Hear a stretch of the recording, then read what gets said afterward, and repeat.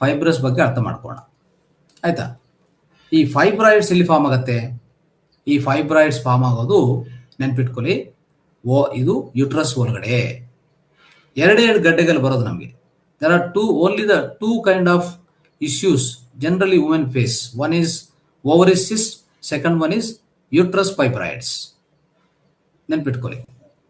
So these fibroids are getting formed inside the uterus. What happens is the menstrual cycle doesn't happen properly because of irregulation of the hormones, imbalance of the hormones. ಅರ್ಥ ಆಯ್ತಾ? So or it may go more bleeding or less bleeding, or the bleeding also is irregular. Because of all these things, what happens within the uterus, the lumps of this blood which is not gone inside, they create themselves, right? Because the blood also got many minerals and a lot of minerals and everything, right?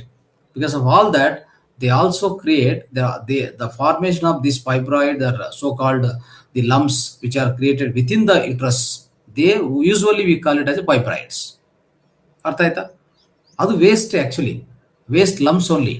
They have to be flushed out through the vaginal and especially through the menstruation. It has to go out, but it's not going out. ಅರ್ಥ ಆಯ್ತಾ? So ಇದನ್ನು ಸಹ the imbalance of ಹಾರ್ಮೋನ್ಸೇ. ಇದು ನಮ್ಮ ಜೀವನ ಶೈಲಿ, ಆಲೋಚನಾ ಶೈಲಿ, ಇದೆಲ್ಲ ಹೇಳಿದ್ವಲ್ಲ. ಈಗ ನೋಡಿ, ಎಮೋಷನಲ್ ರೂಟ್ಸ್ ಇದಕ್ಕೂ ಎಮೋಷನಲ್ ರೂಟ್ಸ್ ಇದೆ.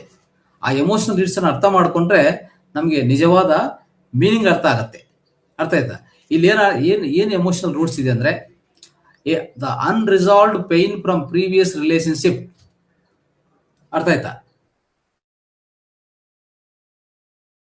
Rejected, abandonment, that you aren't let go. You are not let go all that kind of things within you. You are still holding, replaying it, carrying it in your body. Imagine.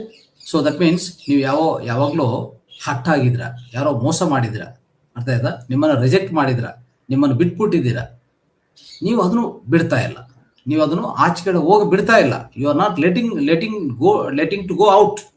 You are carrying it in your body. That is carried in the form of fibroid. That leads the formation of the fibroids within your uterus. Understand? Something that made you feel less valuable as a woman. ಅರ್ಥ ಆಯ್ತಾ? The wound landed in a specifically feminine place. ಯಾರಾದ್ರೂ ಒಂದು ಸ್ತ್ರೀಯಾಗಿ ನಿಮ್ಮನ್ನು ಗುರುತಿಸಕ್ಕಾಗಿಲ್ಲ, ಅರ್ಥ ಆಯ್ತಾ? ನೀವು ತುಂಬಾ same face ಮಾಡಿದ್ರಿ, ಒಂದು ಸ್ತ್ರೀ ಅಂತ ಹೇಳ್ಕೊಂಡಕ್ಕೆ ನಿಮಗೆ ತುಂಬಾ ಒಂಥರ ಹರ್ಟ್ ಆಗಿದೆ. ಅಂತ ಸಿಚುವೇಶನ್ಸು ಈ ಫೆಮಿನಿನ್ ಪ್ಲೇಸ್, ಎಸ್ಪೆಷಲಿ ಈ ಯುಟ್ರಸ್ ಇದೆಲ್ಲ, ಅದರಲ್ಲಿ ಫೈಬ್ರಾಯ್ಡ್ ತರ ಫಾರ್ಮ್ ಆಗ್ತವೆ. ಆಯ್ತಾ? Fibroids are years of emotional stagnation transforming into physical mass. What could not move, frustration, ಒಂದು ಗ್ರೀಫ್, ಒಂದು worry accumulated where it had nowhere to go. ಅರ್ಥ ಆಯ್ತಾ? ಇದೆಲ್ಲ ಅಂದ್ರೆ ನಮ್ಮ ಒಳಗಡೆ ಇರುವಂತ ಬಾಧೆ, ಫ್ರಸ್ಟ್ರೇಷನ್, ವಿರಕ್ತಿ, ಒಂದು ಬಾಧೆ ಅಂದ್ರೆ ದುಃಖ, ಇವೆಲ್ಲ ಏನಾಗತ್ತಂದ್ರೆ ಎಮೋಷನಲ್ ಸ್ಟಾಗ್ನೇಷನ್ ನಿಧಾನವಾಗಿ ಟ್ರಾನ್ಸ್ಫಾರ್ಮ್ ಆಗಿ ಒಂದು ಫಿಸಿಕಲ್ ಮಾಸ್ ಆಗಿ ಅಲ್ಲಿ ಏರ್ಪಾಟಾಗತ್ತೆ. ಅದನ್ನೇ ನಾವು ಫೈಬ್ರಾಯ್ಡ್ ಅಂತ ಕರೆಯೋದು. ಅರ್ಥ ಆಯ್ತಾ? ಸೊ ಇವೆಲ್ಲನೂ ಒಳಗಡೆ ಆಟೋಮೆಟಿಕ್ ಆಗಿ ಒಳಗಡೆ ಫಾರ್ಮ್ ಆಗತ್ತೆ. ಈ ಫೈಬ್ರಾಯ್ಡ್ಸ್ ಅನ್ನು ತೊಲಗಿಸ್ಬೇಕಂದ್ರೂ ಇಂಥದೆಲ್ಲ ನಾವು ತೊಲಗಿಸ್ಕೋಬೇಕು, ಇವೆಲ್ಲ. ಅರ್ಥ ಆಯ್ತಾ? ಇಂಥ ನಕಾರಾತ್ಮಕ ವಿಷಯಗಳಲ್ಲಿ ಏನು ನಾವು ಅಂಡರ್ಗೋ ಆಗ್ತಾ ಇರ್ತೀವೋ ದಿನನಿತ್ಯ, ಸ್ತ್ರೀ, ವುಮನ್, ಇವೆಲ್ಲನೂ ತೊಲಗಿಸ್ಕೋಬೇಕಾಗತ್ತೆ. ಇದಕ್ಕೆಲ್ಲ ಅದ್ಭುತ ಸಾಧನೆ ನಮ್ಮ ಸಮಗ್ರ ಸ್ವಾಸ್ಥ್ಯ, ಧ್ಯಾನ, ಅರ್ಥ ಆಯ್ತಾ? ಒಂದು ಧನಾತ್ಮಕ ಚಿಂತನೆ, ಪಾಸಿಟಿವ್ ಥಿಂಕಿಂಗ್ ಅಲ್ವಾ? Meeting positive people, always associate with the positive people, right people, good people, energetic people, dynamic people. Don't get into the association of some sad people, depressed people, worried people. ದುಃಖಪೂರಿತವಾಗಿರುವಂಥ ಜನ ಜೊತೆಗೆ ಯಾವಾಗಲೂ ಸಹವಾಸ ಮಾಡಬಾರ್ದು. ಆಯ್ತಾ? ಒಳ್ಳೆ ವ್ಯಕ್ತಿಗಳು, ಧನಾತ್ಮಕ ಚಿಂತನೆ, ಮಿರಾಕ್ಯುಲಸ್ ಥಿಂಕಿಂಗ್, ಅಂತ ವ್ಯಕ್ತಿಗಳ ಜೊತೆಗೆ ನಾವು ಸಹವಾಸ ಮಾಡ್ತಾ ಹೋದ್ರೆ ಇವೆಲ್ಲ ತೊಲಗಿಸ್ಕೋಬಹುದು. ನೋಡಿ ಎಂಥ ಅದ್ಭುತವೇ, ಇಂಥ ಈಸಿಯೆಸ್ಟ್ ವೇ ಅಲ್ಲಿ ನಮಗೆ ಪರಿಷ್ಕಾರಗಳಿದೆ ಸ್ನೇಹಿತರೆ. ನಾವು ಅರ್ಥ ಮಾಡಿಕೊಂಡು ದಿನನಿತ್ಯ ನಾವು ಅಳವಡಿಸ್ಕೊಂಡ್ರೆ ಸಾಕು. Okay, will become all right, will become perfectly healthy and happy and blissful. ಅರ್ಥ ಆಯ್ತಾ?